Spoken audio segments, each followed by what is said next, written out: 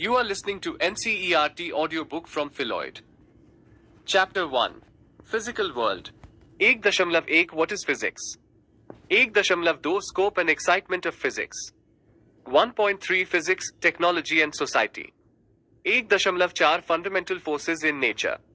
1.5 Nature of Physical Laws. Summary. Exercises. 1.1 What is physics? Humans have always been curious about the world around them.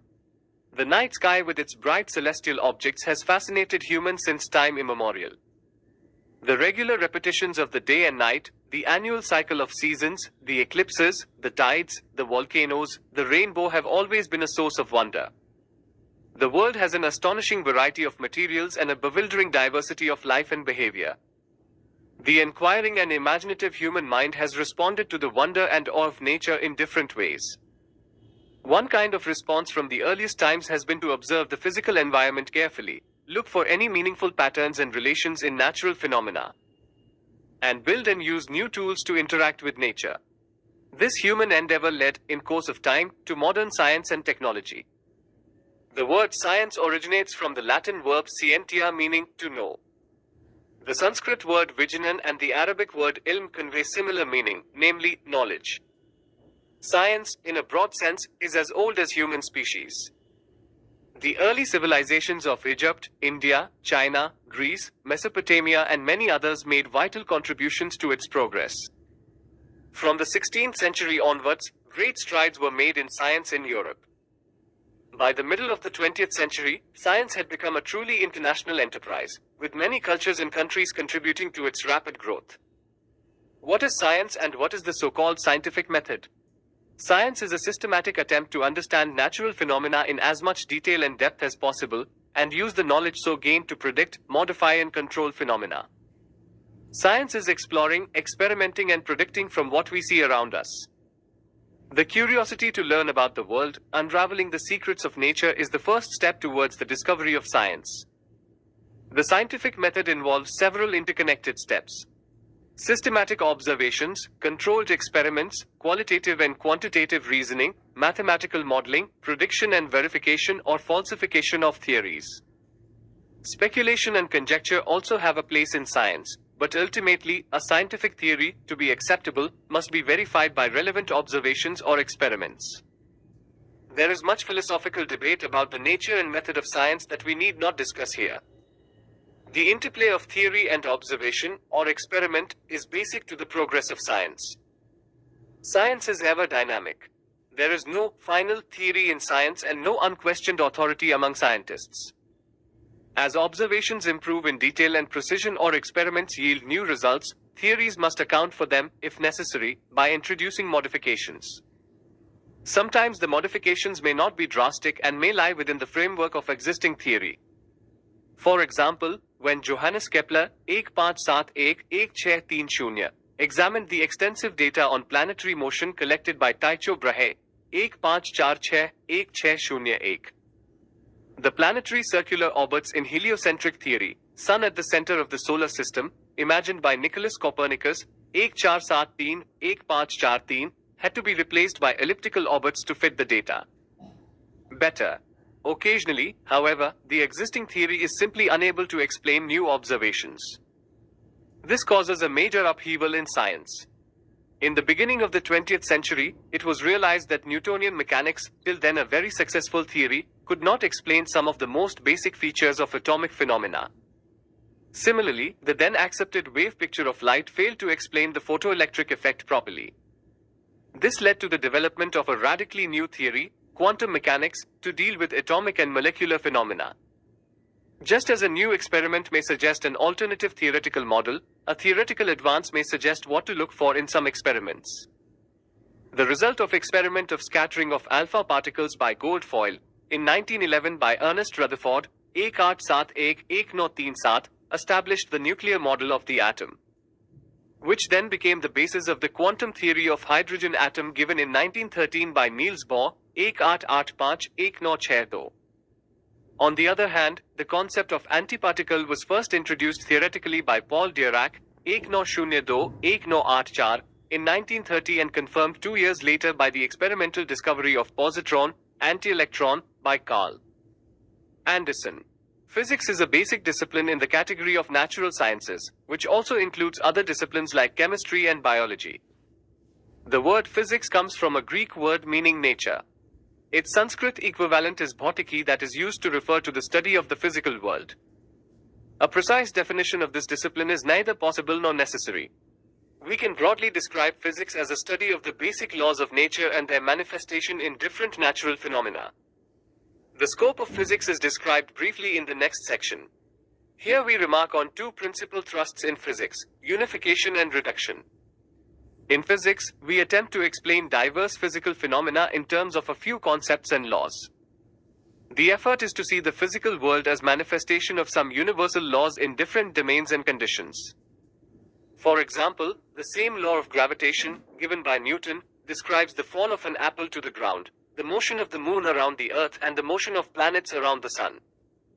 Similarly, the basic laws of electromagnetism, Maxwell's equations, govern all electric and magnetic phenomena.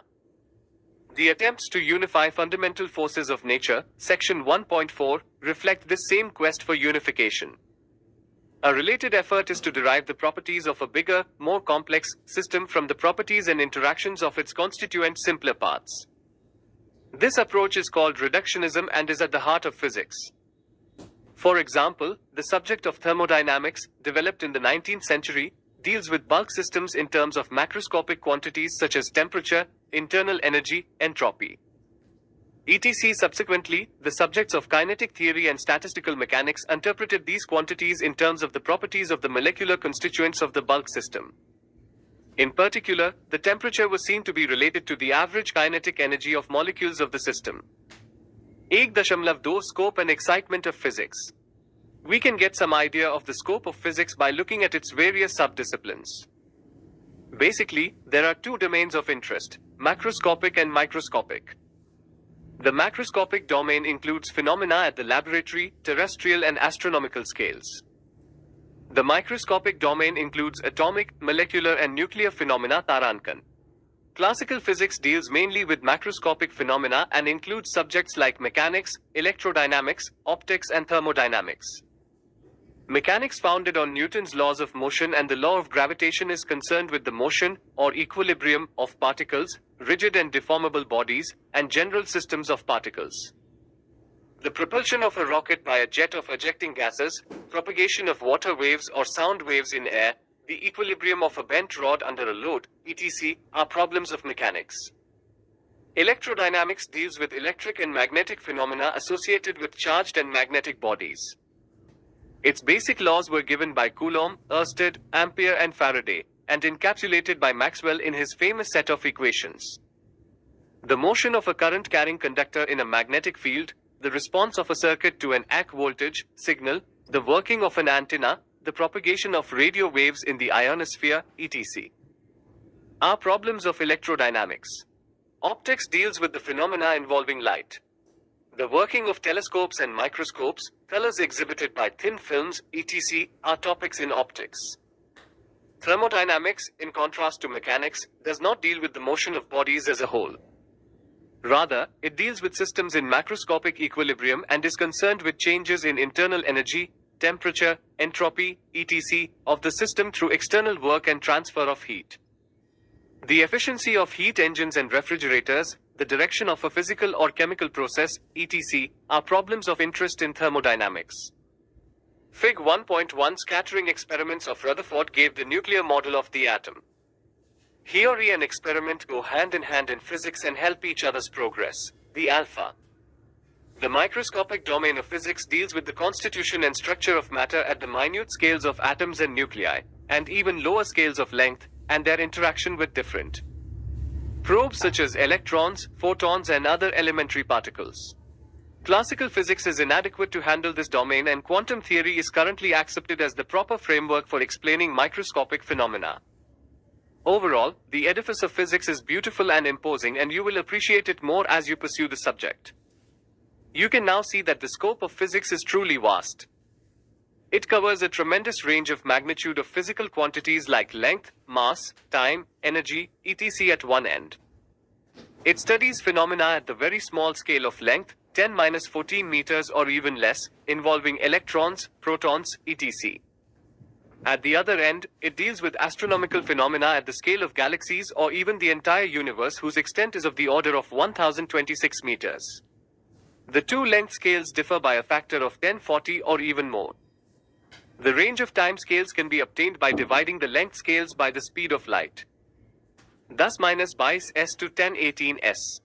The range of masses goes from, say, thus minus 30 kilogram, mass of an electron, to 1055 kilograms, mass of known observable universe. Terrestrial phenomena lie somewhere in the middle of this range. Tarankan recently, the domain intermediate between the macroscopic and the microscopic, the so-called mesoscopic physics, dealing with a few tens or hundreds of atoms, has emerged as an exciting field of research. Physics is exciting in many ways. To some people, the excitement comes from the elegance and universality of its basic theories. From the fact that a few basic concepts and laws can explain phenomena covering a large range of magnitude of physical quantities. To some others, the challenge in carrying out imaginative new experiments to unlock the secrets of nature, to verify or refute theories, is thrilling. Applied physics is equally demanding. Application and exploitation of physical laws to make useful devices is the most interesting and exciting part and requires great ingenuity and persistence of effort. What lies behind the phenomenal progress of physics in the last few centuries?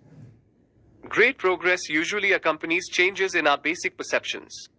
First, it was realized that for scientific progress, only qualitative thinking, though no doubt important, is not enough. Quantitative measurement is central to the growth of science, especially physics, because the laws of nature happen to be expressible in precise mathematical equations. The second most important insight was that the basic laws of physics are universal. The same laws apply in widely different contexts. Lastly, the strategy of approximation turned out to be very successful.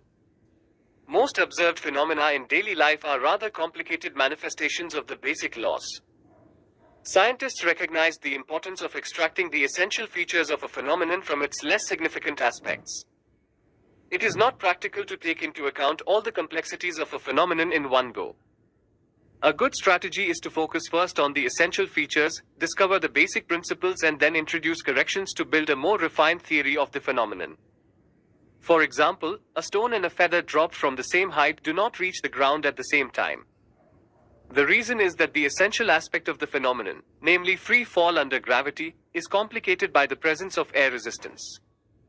To get the law of free fall under gravity, it is better to create a situation wherein the air resistance is negligible. We can, for example, let the stone and the feather fall through a long evacuated tube. In that case, the two objects will fall almost at the same rate, giving the basic law that acceleration due to gravity is independent of the mass of the object. With the basic law thus found, we can go back to the feather, introduce corrections due to air resistance, modify the existing theory, and try to build a more realistic theory of objects falling to the earth under gravity. Hypothesis, axioms, and models. One should not think that everything can be proved with physics and mathematics. All physics, and also mathematics, is based on assumptions, each of which is variously called a hypothesis or axiom or postulate, etc. For example, the universal law of gravitation proposed by Newton is an assumption or hypothesis, which he proposed out of his ingenuity. Before him, there were several observations, experiments, and data on the motion of planets around the sun, motion of the moon around the earth, pendulums, bodies falling towards the earth, etc. Each of these required a separate explanation, which was more or less qualitative. What the universal law of gravitation says is that if we assume that any two bodies in the universe attract each other with a force proportional to the product of their masses and inversely proportional to the square of the distance between them, then we can explain all these observations in one stroke. It not only explains these phenomena, it also allows us to predict the results of future experiments. A hypothesis is a supposition without assuming that it is true. It would not be fair to ask anybody to prove the universal law of gravitation, because it cannot be proved. It can be verified and substantiated by experiments and observations. An axiom is a self-evident truth, while a model is a theory proposed to explain observed phenomena. But you need not worry at this stage about the nuances in using these words. For example, next year you will learn about Bohr's model of hydrogen atom, in which Bohr assumed that an electron in the hydrogen atom follows certain rules, postulates. Why did he do that? There was a large amount of spectroscopic data before him which no other theory could explain. So Bohr said that if we assume that an atom behaves in such a manner, we can explain all these things at once. Einstein's special theory of relativity is also based on two postulates: the constancy of the speed of electromagnetic radiation and the validity of physical laws in all inertial frame of reference. It would not be wise to ask somebody to prove that the speed of light in vacuum is constant, independent of the source or observer. In mathematics too, we need axioms and hypotheses at every stage. Euclid's statement that parallel lines never meet is a hypothesis. This means that if we assume this statement, we can explain several properties of straight lines and 2 or 3-dimensional figures made out of them. But if you don't assume it, you are free to use a different axiom and get a new geometry, as has indeed happened in the past few centuries and decades. 1.3 Physics, Technology and Society. The connection between physics, technology and society can be seen in many examples. The discipline of thermodynamics arose from the need to understand and improve the working of heat engines. The steam engine, as we know, is inseparable from the Industrial Revolution in England in the 18th century, which had great impact on the course of human civilization. Sometimes technology gives rise to new physics, at other times physics generates new technology. An example of the latter is the wireless communication technology that followed the discovery of the basic laws of electricity and magnetism in the 19th century. The applications of physics are not always easy to foresee. As late as 1933, the great physicist Ernest Rutherford had dismissed the possibility of tapping energy from atoms. But only a few years later, in 1938, Hahn and Meitner discovered the phenomenon of neutron-induced fission of uranium, which would serve as the basis of nuclear power reactors and nuclear weapons. Yet another important example of physics giving rise to technology is the silicon chip that triggered the computer revolution in the last 3 decades of the 20th century. A most significant area to which physics has and will contribute is the development of alternative energy resources. The fossil fuels of the planet are dwindling fast, and there is an urgent need to discover new and affordable sources of energy. Considerable progress has already been made in this direction, for example, in conversion of solar energy, geothermal energy, etc., into electricity, but much more is still to be accomplished. Table 1.1 lists some of the great physicists, their major contribution and the country of origin. You will appreciate from this table the multicultural, international character of the scientific endeavor. Table 1.2 lists some important technologies and the principles of physics they are based on. Obviously, these tables are not exhaustive. We urge you to try to add many names and items to these tables with the help of your teachers, good books and websites on science. You will find that this exercise is very educative and also great fun. And, assuredly, it will never end. The progress of science is unstoppable. Table 1.1 Some physicists from different countries of the world and their major contributions. Physics is the study of nature and natural phenomena. Physicists try to discover the rules that are operating in nature, on the basis of observations, experimentation and analysis. Physics deals with certain basic rules, laws governing the natural world. What is the nature of physical laws? We shall now discuss the nature of fundamental forces and the laws that govern the diverse phenomena of the physical world. 1.4 Fundamental forces in nature Tarankan. We all have an intuitive notion of force. In our experience, force is needed to push, carry or throw objects, deform or break them. We also experience the impact of forces on us, like when a moving object hits us or we are in a merry-go-round. Going from this intuitive notion to the proper scientific concept of force is not a trivial matter. Early thinkers like Aristotle had wrong ideas about it. The correct notion of force was arrived at by Isaac Newton in his famous laws of motion. He also gave an explicit form for the force for gravitational attraction between two bodies. We shall learn these matters in subsequent chapters. In the macroscopic world, besides the gravitational force, we encounter several kinds of forces. Muscular force, contact forces between bodies, friction, which is also a contact force parallel to the surfaces in contact. The forces exerted by compressed or elongated springs and taut strings and ropes, tension, the force of buoyancy and viscous force when solids are in contact with fluids. The force due to pressure of a fluid, the force due to surface tension of a liquid, and so on. There are also forces involving charged and magnetic bodies. In the microscopic domain again, we have electric and magnetic forces, nuclear forces involving protons and neutrons, interatomic and intermolecular forces, etc. We shall get familiar with some of these forces in later parts of this course. A great insight of the 20th century physics is that these different forces occurring in different contexts actually arise from only a small number of fundamental forces in nature. For example, the elastic spring force arises due to the net attraction, repulsion between the neighboring atoms of the spring when the spring is elongated, compressed. This net attraction, repulsion can be traced to the unbalanced sum of electric forces between the charged constituents of the atoms. In principle, this means that the laws for derived forces, such as spring force, friction, are not independent of the laws of fundamental forces in nature. The origin of these derived forces is, however, very complex. At the present stage of our understanding, we know of 4 fundamental forces in nature, which are described in brief here. Tarankan sections 1.4 and 1.5 contain several ideas that you may not grasp fully in your first reading.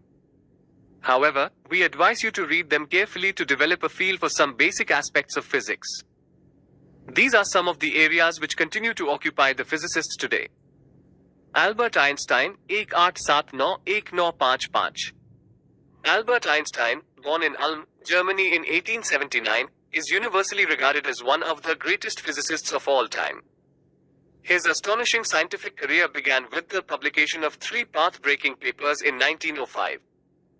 In the first paper, he introduced the notion of light quanta, now called photons, and used it to explain the features of photoelectric effect that the classical wave theory of radiation could not account for. In the second paper, he developed a theory of Brownian motion that was confirmed experimentally a few years later and provided convincing evidence of the atomic picture of matter. The third paper gave birth to the special theory of relativity that made Einstein a legend in his own lifetime. In the next decade, he explored the consequences of his new theory, which included, among other things, the mass-energy equivalence enshrined in his famous equation E = Mach 2. He also created the general version of relativity, the general theory of relativity, which is the modern theory of gravitation. Some of Einstein's most significant later contributions are the notion of stimulate emission introduced in an alternative derivation of Planck's black-body radiation law, static model of the universe which started modern cosmology, quantum statistics of a gas of massive bosons, and a critical analysis of the foundations of quantum mechanics. The year 2005 was declared as International Year of Physics, in recognition of Einstein's monumental contribution to physics, in year 1905. Describing revolutionary scientific ideas that have since influenced all of modern physics. 1.4.1 Gravitational force. The gravitational force is the force of mutual attraction between any 2 objects by virtue of their masses. It is a universal force. Every object experiences this force due to every other object in the universe. All objects on the Earth, for example, experience the force of gravity due to the Earth. In particular, gravity governs the motion of the Moon and artificial satellites around the Earth, motion of the Earth and planets around the Sun, and, of course, the motion of bodies falling to the Earth. It plays a key role in the large-scale phenomena of the universe, such as formation and evolution of stars, galaxies and galactic clusters. 1.4.2 Electromagnetic force. Electromagnetic force is the force between charged particles. In the simpler case, when charges are at rest, the force is given by Coulomb's law, attractive for unlike charges and repulsive for like charges. Charges in motion produce magnetic effects and a magnetic field gives rise to a force on a moving charge. Electric and magnetic effects are, in general, inseparable, hence the name electromagnetic force. Like the gravitational force, electromagnetic force acts over large distances and does not need any intervening medium. It is enormously strong compared to gravity. The electric force between 2 protons, for example, is 1036 times the gravitational force between them, for any fixed distance. Matter, as we know, consists of elementary charged constituents like electrons and protons. Since the electromagnetic force is so much stronger than the gravitational force, it dominates all phenomena at atomic and molecular scales.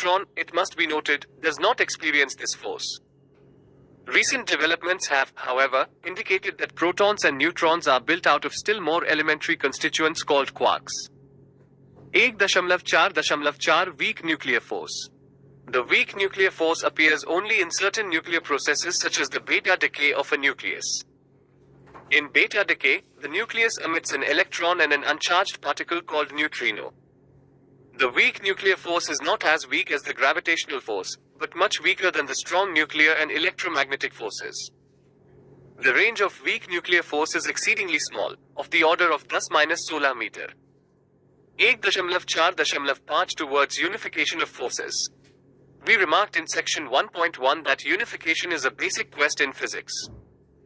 Great advances in physics often amount to unification of different theories and domains. Newton unified terrestrial and celestial domains under a common law of gravitation. The experimental discoveries of Ørsted and Faraday showed that electric and magnetic phenomena are in general inseparable. Maxwell unified electromagnetism and optics with the discovery that light is an electromagnetic wave. Einstein attempted to unify gravity and electromagnetism but could not succeed in this venture. But this did not deter physicists from zealously pursuing the goal of unification of forces. Recent decades have seen much progress on this front. The electromagnetic and the weak nuclear force have now been unified and are seen as aspects of a single electro-weak force. What this unification actually means cannot be explained here. Attempts have been, and are being, made to unify the electro-weak and the strong force and even to unify the gravitational force with the rest of the fundamental forces. Many of these ideas are still speculative and inconclusive. Table 1.4 summarizes some of the milestones in the progress towards unification of forces in nature. 1.5 Nature of physical laws. Physicists explore the universe. Their investigations, based on scientific processes, range from particles that are smaller than atoms in size to stars that are very far away. In addition to finding the facts by observation and experimentation, physicists attempt to discover the laws that summarize, often as mathematical equations, these facts. In any physical phenomenon governed by different forces, several quantities may change with time. A remarkable fact is that some special physical quantities, however, remain constant in time. They are the conserved quantities of nature. Understanding these conservation principles is very important to describe the observed phenomena quantitatively. For motion under an external conservative force, the total mechanical energy, i.e., the sum of kinetic and potential energy of a body, is a constant.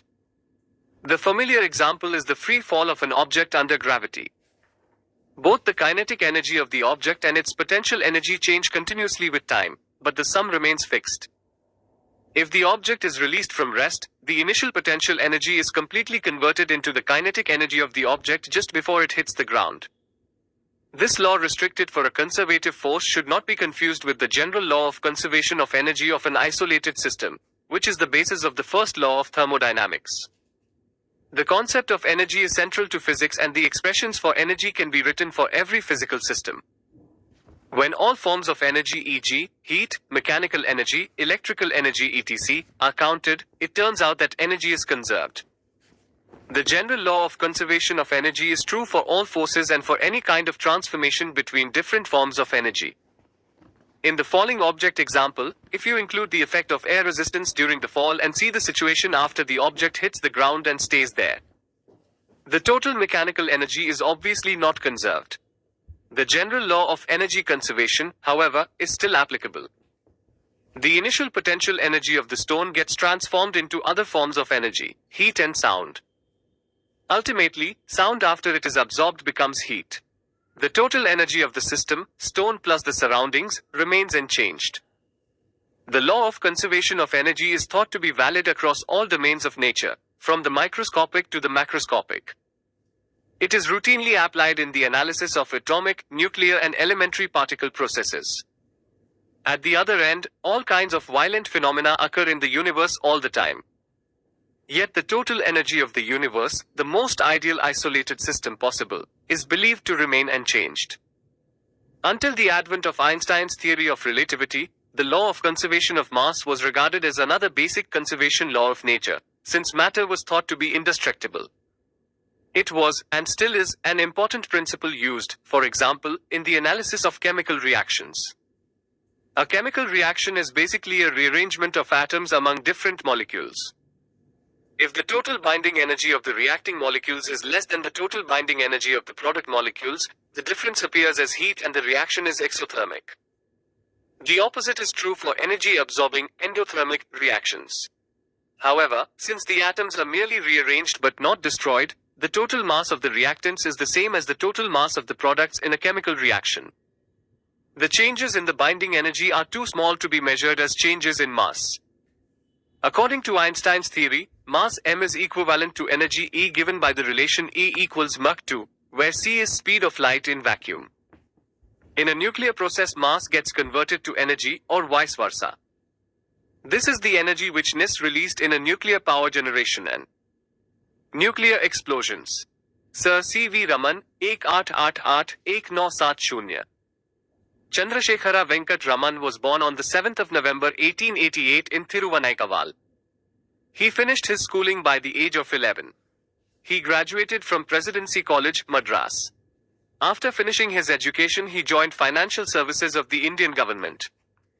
While in Kolkata, he started working on his area of interest at Indian Association for Cultivation of Science, founded by Dr. Mahendralal Siraka, during his evening hours. His area of interest included vibrations, variety of musical instruments, ultrasonics, diffraction, and so on. In 1917, he was offered professorship at Calcutta University.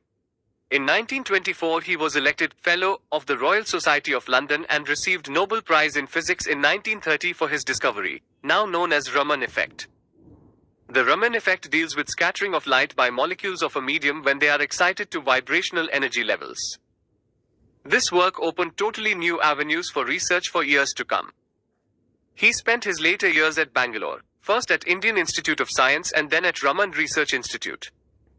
His work has inspired generation of young students. Energy is a scalar quantity. But all conserved quantities are not necessarily scalars. The total linear momentum and the total angular momentum, both vectors of an isolated system, are also conserved quantities. These laws can be derived from Newton's laws of motion in mechanics. But their validity goes beyond mechanics. They are the basic conservation laws of nature in all domains, even in those where Newton's laws may not be valid. Besides their great simplicity and generality, the conservation laws of nature are very useful in practice too. It often happens that we cannot solve the full dynamics of a complex problem involving different particles and forces. The conservation laws can still provide useful results.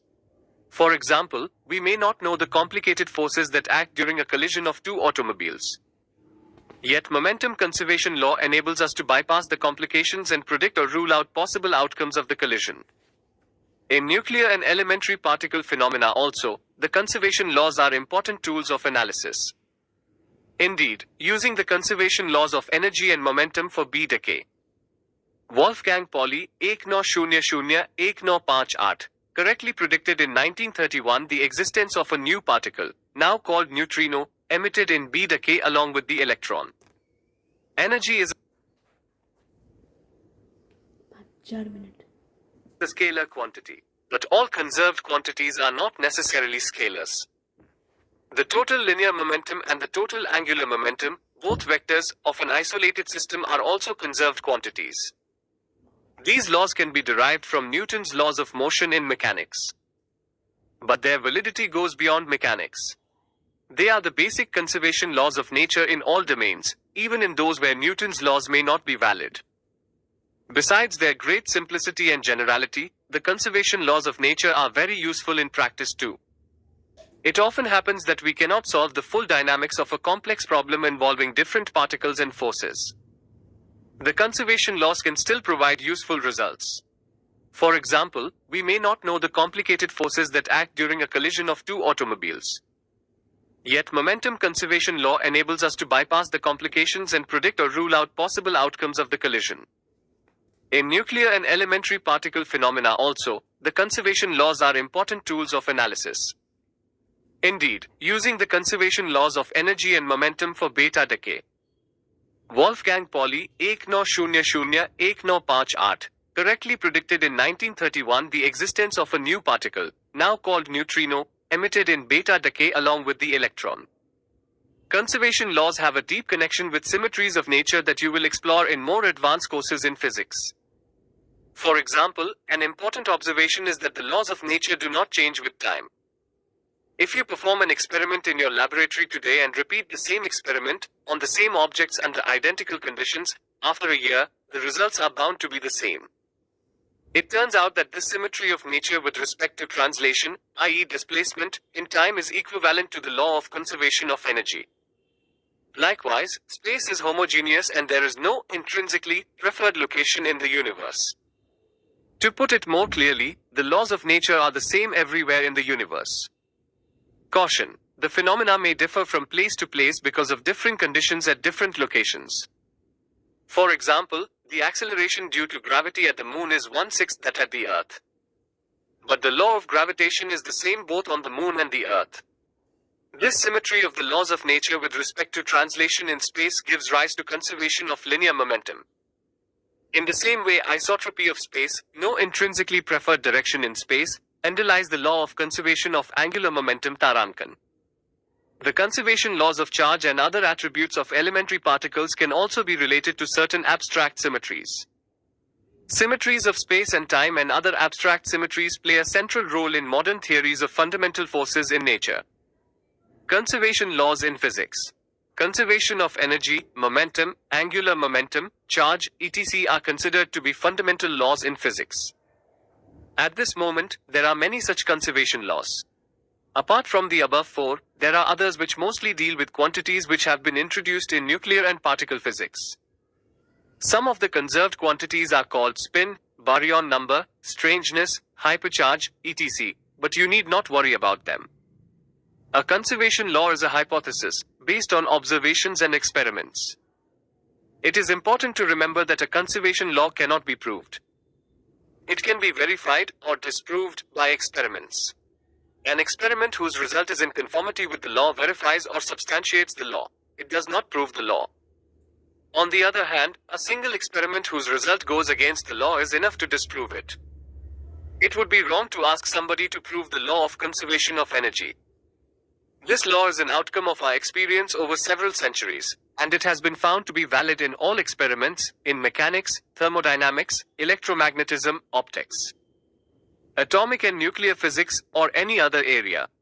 Some students feel that they can prove the conservation of mechanical energy from a body falling under gravity by adding the kinetic and potential energies at a point and showing that it turns out to be constant.